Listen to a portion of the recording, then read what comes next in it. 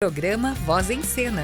Um oferecimento Nexus Hub Contabilidade, onde o real não se presume, é simples. Itineral Turismo, o melhor está por vir.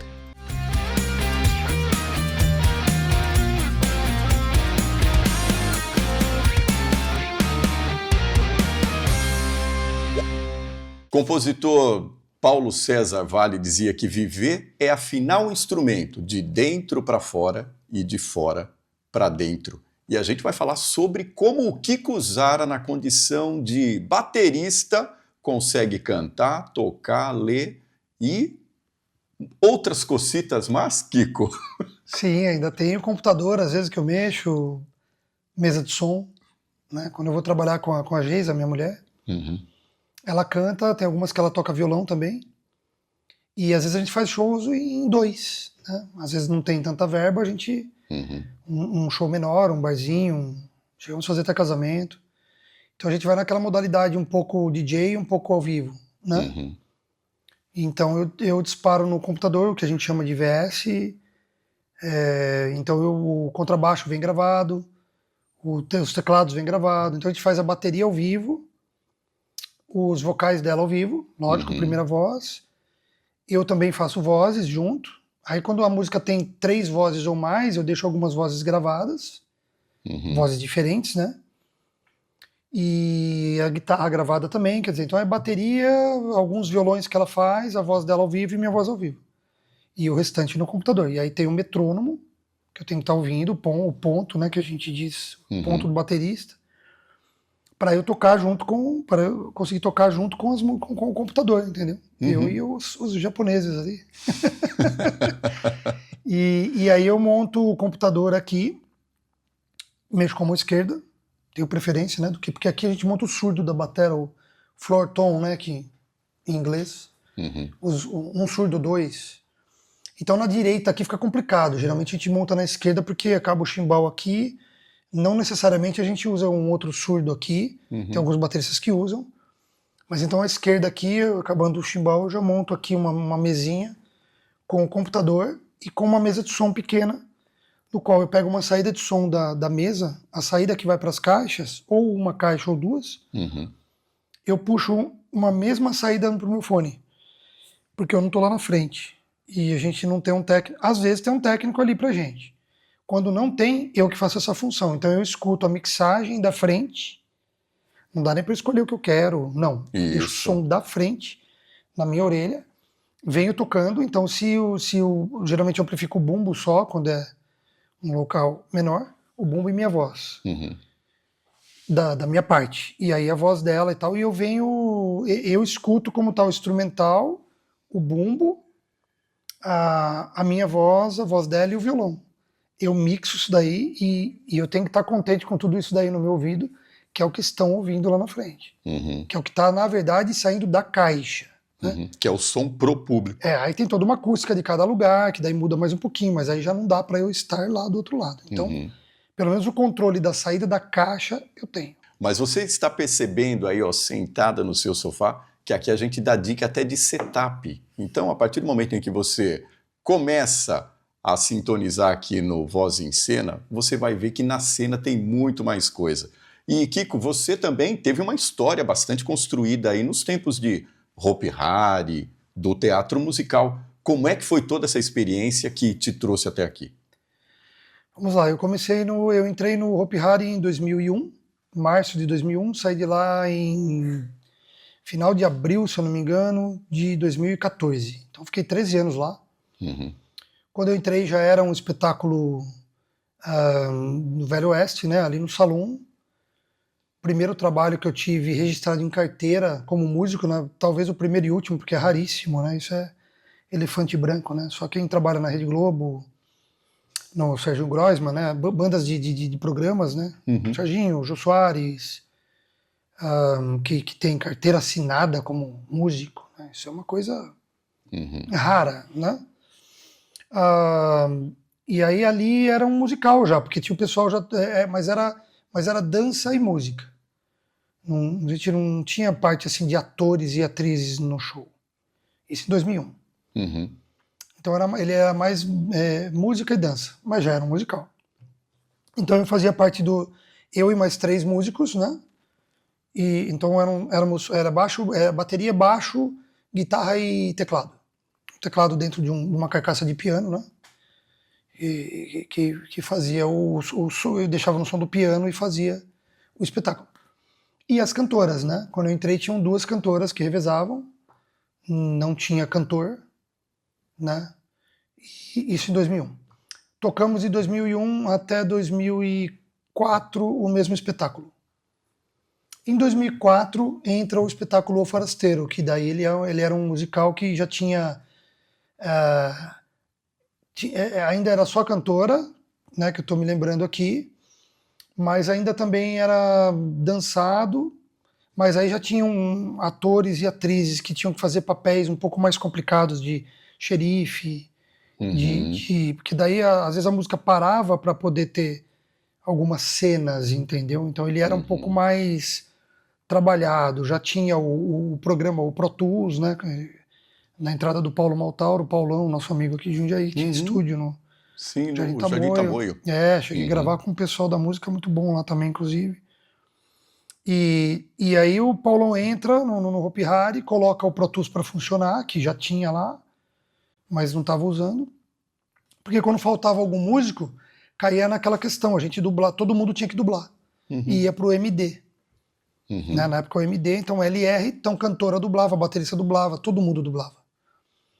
Que era o único jeito, virava um show de televisão, show do Chacrinha, show do Gugu, show do Bolinha. O pessoal da bateria levava só uma baqueta e uma caixa e fazia aquelas mega viradas. Só que aí, isso tudo no caso da televisão, No caso nosso, eu tava com a bateria inteira ali, mas eu tinha que tocar por cima de uma gravação que eu tinha feito. Isso eram casos de quando faltava alguém, quando alguém ficava doente, caso esporádico. Tinha que cobrir. Não era todo dia, era a maior parte do mês inteiro, assim, quase. Às vezes um dia alguém faltava. O contrato era de terça a domingo, então a gente tocava direto. 5 shows por dia, 4, 3 às vezes. E como que é a preparação para essa maratona, Kiko? Essa preparação vem desde o estudo que você já começa do quanto antes, né? Não precisa começar com 5 anos, mas são horas de voo, vamos dizer. Eu costumo dizer isso, né? Então, tem gente que começa muito cedo e estuda 1 hora por dia. O cara começa depois, estuda 8 por dia, então ele vai chegar. Ele vai chegar. Eu já vi gente que estudou 2 anos aí durante 2 anos, 4 horas por dia, de estar abrindo o show de um dos melhores bateristas do mundo em São Paulo, de eu conversar com a pessoa, ver ele tocar e falar, meu, que incrível, cara, você toca desde quando? Não, faz 2 anos que eu toco bateria. Como assim? Só que existe uma carga horária ali. Carga horária, professor bom. Bem orientado. Bem orientado, porque se você estudar, isso é que nem você fazer academia de qualquer jeito e fazer com o personal, estudar o que você vai fazer, então o rendimento muda. Como você fazer uma coisa com acompanhamento médico ou não, um jogador de futebol que tem um treinador, entendeu? O professor, ele é um professor, mas ele pode também ajudar você a ser um treinador, né? Olha, você vai estudar assim, porque assim você vai ter um rendimento melhor. Isso. Em pouco tempo você alcança. Tem tudo isso, depois disso tem coisas que você vai aprender naquele tipo de trabalho, né? Então, por exemplo, quando eu entrei no Hopi Hari, eu já tocava na noite, tocava durante o dia também, né? A gente fala tocar na noite porque a maior parte dos shows musicais é quando todo mundo já voltou do trabalho e vai curtir a noite, a partir das 6 horas da tarde até umas 10, 11, ou alguns shows aí até a madrugada, né? Uns bailes e tudo mais. Mas quando eu entrei no Hopi Hari, essa experiência de tocar ao vivo eu já tinha. Eu já até concurso de bateria, eu vinha prestando concurso de bateria desde 98. Então 98, 99, 2000, 2001, até 2000 e depois 2007 foram concursos de bateria que eu fiquei na semifinal, final e ganhei 2. E antes de eu entrar no Hopi Hari, eu tinha tocado no Canadá, tinha viajado ainda, fiquei uma semana lá com o pessoal de Jundiaí. Então já tinha experiência de tocar num outro lugar, outra temperatura.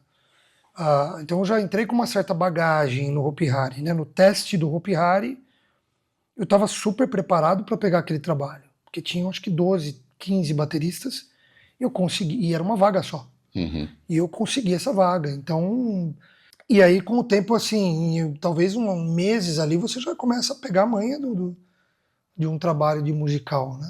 E no segundo bloco, a gente vai falar até onde essa preparação do Kiko foi interessante para ele estar onde ele está hoje. Aguarda aí que a gente já volta.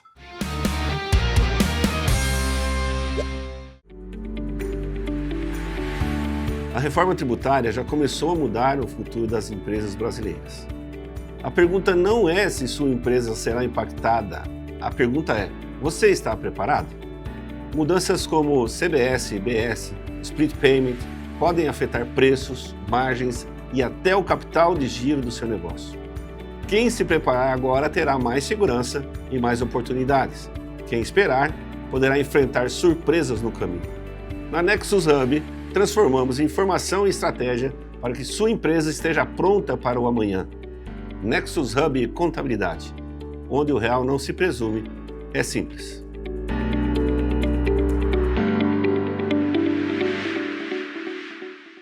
Na Itinerol, sua jornada é nossa prioridade. Excelência em cada trajeto. Com nossa sala de comando operacional e monitoramento via app, garantimos a segurança e pontualidade, especialmente para fretamentos. Tecnologia e dedicação humana se unem para oferecer a você e sua equipe o máximo em qualidade, segurança e conforto. Itinerol, inovação e confiança em cada quilômetro. Viaje com a inteligência que move o seu negócio. Empreender não precisa ser sinônimo de dor de cabeça com a burocracia. Na Nexus Hub Contabilidade, nós entregamos a segurança fiscal que o seu CNPJ precisa para crescer em paz. Somos o seu parceiro físico aqui em Jundiaí. Não arrisque patrimônio nem CPF. Nexus Hub Contabilidade, onde o real não se presume. É simples.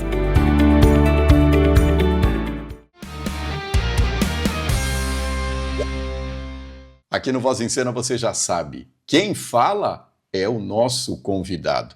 E esse convidado de hoje tem uma trajetória muito bacana, um músico jundiaiense chamado Kiko Zara, que nesse segundo bloco vai falar sobre como ele conseguiu chegar até o RPM, que agora é RPM, o legado.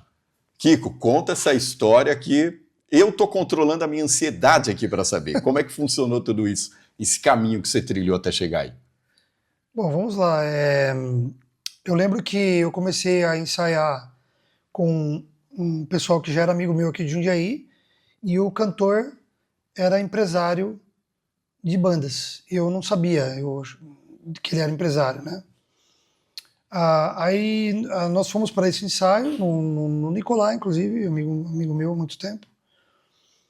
E aí esse vocalista, o Júlio Quattrucci, da 74 Entretenimento, Jundiaí, canta bem pra caramba, né? Ele cantava na banda Dick Vigarista, deve ter tido outros trabalhos. Aí a gente começou o ensaio com o Zezé na guitarra, um grande amigo meu também, desde o maternal, foi padrinho meu de casamento lá atrás, um grande amigo. E aí a gente começou a executar, começou a tocar, e ele gostou muito de eu tocando, né? Aí ele falou: caramba, meu, pô, eu vim de São Paulo, vi muita gente tocar, e você é um dos grandes bateristas que eu tô conhecendo hoje, assim, então fiquei feliz, né? Minha vida inteira só bateria, então alguma coisa tem que sair, né? Alguma coisa tem que dar. E aí que eu fiquei sabendo ali que ele era empresário do Biquíni Cavadão, que ele é empresário até hoje, né? E eu não sabia, ele tinha sido empresário do RPM já também, entre muito mais gente, né? Ele é um cara que ele chegou a trabalhar com o Valadão foi empresário do RPM já também, que é irmão do Nazi, do Ira, né? Trabalhou com a gente, trabalhei com ele também. Mas aí o Júlio pegou e falou assim pra mim: cara, dando carona pra mim um dia pra casa, depois de um ensaio nosso, da nossa banda, que era o S-Pop, a gente chegou a tocar alguns poucos shows, acho que fizemos não lembro, o Tequila, o Vila, se eu não me engano, fizemos uns 2 aí, ou 3 aí, foi bem legal, com o Cláudio no teclado também, que é da banda Zábadas, e entre mais um monte de banda, né? Cada um de nós jundiaense aqui passou em umas 200 bandas, a gente fica tentando que alguma dê mais certo ou não.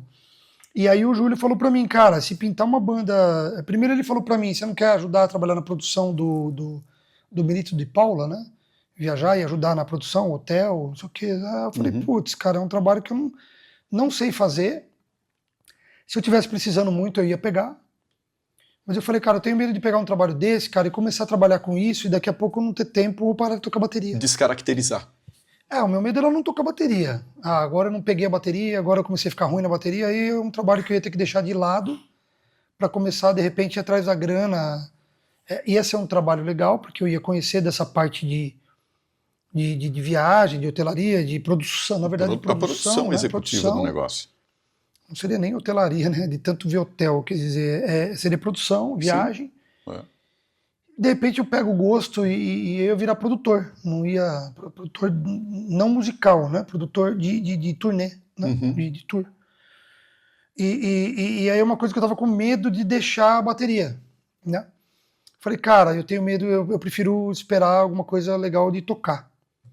Mas você tocaria, você viajaria e tal? Eu falei, cara, dependendo do trabalho, se for uma coisa que eu não tenho que ficar muito tempo longe, eu pegaria. Porque eu gosto muito de estar em casa, estar com a minha família, meu filho, minha mulher. Eu sofri muito antes. Quando eu toquei no Hopi Hari, 13 anos, eu fiquei sem domingo, sem feriados. Isso me deu uma certa traumatizada. Assim. Tudo bem que eu tocava perto de casa, acho que era melhor do que se eu estivesse numa turnê. Sim. E tocando, eu deixei de tocar sertanejo, quase entrei em bandas grandes aí, teve uma que eu fraturei a clavícula, quase para entrar na banda, na dupla, e acabei daí, eles não podiam esperar 3 meses até colar minha clavícula jogando futebol com os músicos. E aí uma outra eu neguei porque tinha que entrar num ônibus e não sabia quando voltava. Não podia ter nada em casa que me prendesse, foi falado bem assim. Falei, não, para mim não dá essa vida... teria que ser solteiro, né? Não ter ninguém em casa. Aí você cai pro mundo e tá tudo certo. Mas, assim, é legal você saber, daqui uma semana eu tô em casa, daqui 15 dias eu tô em casa, ou uma vez por mês eu tô em casa, pelo menos. Ter pelo menos uma agenda aí com relação a parar um pouco. Então aí acabei não pegando. E aí a questão do RPM, eu saí do Hopi Hari em 2014. Em 2018, o Júlio Quatrucci falou pra mim, então se pintar uma banda de rock legal, eu vou te indicar. Legal, obrigado, não sei o quê, mas eu pensei, cara, ele falou como um amigo, né? Aquela coisa formal. Pra dar uma animada, né? Pra ser sempre... Eu sou um cara que acredito nas coisas só quando realmente sou muito da ciência, pra mim tem que provar, eu gosto disso. Ou acontece, ou beleza, vamos esperar, então. Ou ir atrás também de muita coisa, né? E aí... eu tava na minha, não tava indo atrás. Eu tava indo atrás da bateria, de continuar tocando e evoluindo no que eu faço bem. E aí ele pegou e um dia eu tô acompanhando a Geisa numa gravação dela num estúdio do Elton Persino, amigo meu, guitarrista. Tava na sala de espera, daqui a pouco toca meu telefone. E aí tudo bem? E aí, Júlio, né? A gente hoje vê quem tá ligando. Né? E aí, Júlio, tudo bem? Tudo bem, Kiko. Lembra que eu falei pra você de uma banda, se pintasse uma banda de rock legal, eu ia te indicar? Então, pintou. Legal, eu falei pra ele, mas e aí, o que você precisa, né? Cara, eu tô com um show em Ilhabela, aí eu tô com um show em Bragança Paulista, eu tô fechando mais um em São José dos Campos, Campos do Jordão, e eu precisaria ver se você tá livre dia tal, dia tal, dia tal. Eu olhei minha agenda ali, que eu sempre já fico com a agenda ali, né? Não, tô livre, cara, mas como é que é? O cachê, as músicas... eu vou ver com a pessoa então pra te mandar o repertório e o cachê tanto, tudo bem? Bora lá, tudo bem, tá ótimo. E aí a gente já meio que foi conversando para eu pegar o trabalho e isso, sem saber que... Aí depois disso tudo eu falei, tá, mas que banda que é? Qual é o repertório? Não, a banda é o RPM. Eu falei, o quê? Eu falei, mas como assim, cara? Na hora eu já pensei no PA, né? Você falou assim, viu, eu tô procurando uma coisa legal, mas não precisa ser tão legal. Na hora deu uma travada, eu falei, como assim, cara? E o PA, né? Mas eu pensei no batera. Exato. Mas e o PA, como assim? Que ele ainda estava nativa, essa época. Que eu sabia, sim, né? Porque eu não estava próximo dos caras, né? E nem estava acompanhando o RPM. E aí eu não sabia, assim, em 2000. Aí ele falou, cara, eu tô vendendo a volta do RPM, mas o Paulo Ricardo não está. Né? Então entrou um outro cara de São Carlos, o cara é lembro o Paulo, é parecido, tem o mesmo estilo, toca baixo e canta, que é o Joy Palone, um grande amigo que eu fiz aí, graças a essa correria com a IPM na época. Aí eu falei, cara, mas e o PA, cara? Como assim eu, né? Ele falou, então, o PA, cara, ele não tá muito em condição, ele tá tendo alguns problemas, né, de saúde, então eu não sei não como é que vai ficar, se ele vai largar as baquetas, se ele vai continuar, como é que vai ser isso aí. Mas ele tá se cuidando primeiro, então eu preciso de alguém. E aí eu pensei em você, porque o show é agora Cara, ele falou comigo acho que há 15 dias antes do primeiro show da volta do RPM. O RPM parou em 2017 com o Paulo Ricardo, num show no navio, não lembro se era um show de rock, não sei se tinha a ver com a 89 na época. Acredito que sim, não tenho essa certeza. E aí eles decidiram dar uma pausa. E aí eles estavam pensando em voltar, mas eles estavam naquela que o Paulo não queria voltar ainda. Não sei se ele queria voltar depois, mas ele não queria voltar. Eles procuravam o Paulo para voltar, ele não. Segundo o Fernando Deluxe, segundo o Luiz Schiavon, ele não estava nem respondendo as mensagens, nem e-mail, nem ligação. Isso com eles lá, eu não fazia parte dessa... Isso é o que era passado para mim. E daí o PA não tava nessa condição, talvez, de estrear nessa volta. Então eu falei, então tá bom, eu tô aqui e qualquer coisa me avisa. Aí, tá bom, então vou passar seu contato pro Fernando Deluque e ele vai entrar em contato com você. Havendo interesse, eu vou te indicar e ele que vai decidir. Tá bom, pô, obrigado. Pô, desliguei o telefone e falei, não acredito que eu vou... Pra mim, só de fazer um som com os caras um dia ali já tava bom, né? Um ensaio com eles, né? Pra mim já era uma coisa que eu ia realizar. Um sonho de quando eu tinha 9 anos de idade. Em 86, eles eram os melhores do rock do Brasil, né? Um dos melhores, né?